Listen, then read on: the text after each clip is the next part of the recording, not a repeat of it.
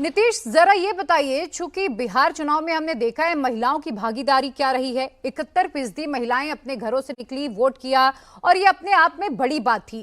कल जब नई सरकार की रूपरेखा तैयार होगी, गठन होगा, हमें महिलाओं की भागीदारी भी नजर आएगी।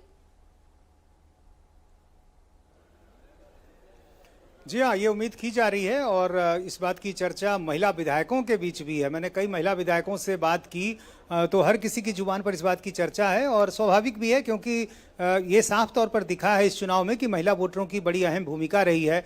और मतदान केंद्रों पर लंबी लंबी कतारों को आप देख लें, पुरुषों के मुकाबले महिलाओं का जो उत्साह और जोश था वो हमने भी करीब से देखा है। तो ये तमाम चीज़ें बिल्कुल साफ तौर पर बताती हैं कि महिला वोटरों की बड़ी अहम भूमिका रही है। और चूंकि बहुत सारी योजनाएं जो महिलाओं से जुड़ी हुई थी उनको बनाए रखने का एक डर था महिला में कि कहीं इसमें कोई छेड़छाड़ ना हो जाए, कोई बदलाव ना हो जाए, क्योंकि पूरे परिवार के लिए इसमें सब कुछ था। यदि सास ससुर को वो पेंशन मिल रहा था जो 400 से सीधे 1100 हो गया, तो खुद उस महिला को 1100 रुपये मिला था।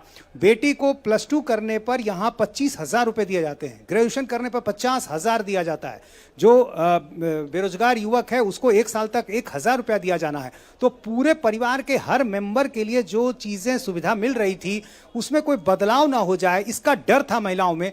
और इसलिए ये जो जोश आपको नजर आया कि हमें इस सिस्टम को बनाए रखना है, इसमें कोई बदलाव नहीं करना है, और यही कारण है कि महिलाओं का वोट इतना ज्यादा नजर आया। तो जाहिर है मंत्रिमंडल में भी ये चीजें नजर आएंगी और इस बात की पूरी चर्चा की जा रही है कि महिलाओं को अधिक से अधिक प्रतिनिधित्व जो है वो दिया जाएगा। और खुद प्रधानमंत्री ने देखिए जिस MOI का जिक्र किया उसमें महिला और युवा की बात उन्होंने कही है। तो हर किसी को इस बात का एहसास है कि महिला वोटरों की बड़ी अहम भूमिका रही है। और नीतीश कुमार तो महिला वोट बैंक के लिए जाने ही जाते हैं। उन्होंने जातियों से हटकर एक नया वोट बैंक भी यदि खड़ा किया है तो नीतीश कुमार ने महिला वोट बैंक खड़ा किया है।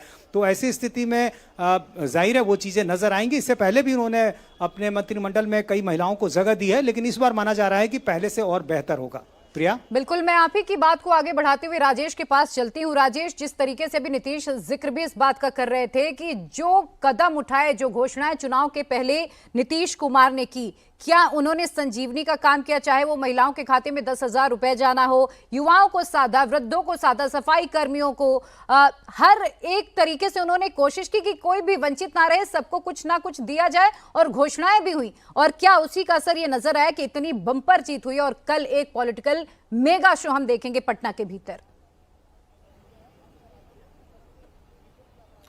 बिल्कुल, देखिए जो चुनाव के पहले घोषणाएं हुई या जिस तरीके से अलग अलग योजनाओं के जरिए लोगों को लाभ पहुंचाया गया, वो तात्कालिक कारण हो सकते हैं जिस वजह से वोटों की संख्या बढ़ी है। लेकिन नीतीश कुमार का जो शासन रहा है, इसके पहले जो 2005 से लेकर अब तक जो शासन रहा है उसमें लगातार कुछ न कुछ वो परिवर्तन करते रहे और बिहार में ये परिवर्तन, आमूलचूल परिवर्तन आपको जमीन पर दिखते हैं। हाँ, ये चुनाव के ठीक पहले कई बार राजनीतिक पार्टियां कुछ ऐसे वादे, कुछ ऐसे योजनाएं लाती हैं जिससे तात्कालिक प्रभाव पड़ता है, जिससे तुरंत का तुरंत फायदा लोगों को नजर आता है। लेकिन नीतीश कुमार का जो शासन रहा है, जिसे सुशासन भी कहा जाता है, अलग अलग पार्टियां जो है, अलग अलग नेता जिसको कहते रहे, वो सिर्फ इन योजनाओं की वजह से वो वोट बढ़ा हो ऐसा नहीं है। हम 2005 से लगातार महिलाओं के लिए जो योजनाएं लागू की गई हैं बिहार में, वो हम देखते रहे। सबसे पहले नीतीश कुमार जब आए थे तो उन्होंने बच्चियों के लिए, जो स्कूल गोइंग गर्ल्स थी, उनके लिए साइकिल का एक प्रावधान किया था कि जो भी बच्चियां स्कूल जाएंगी उन्हें साइकिल दिया जाएगा।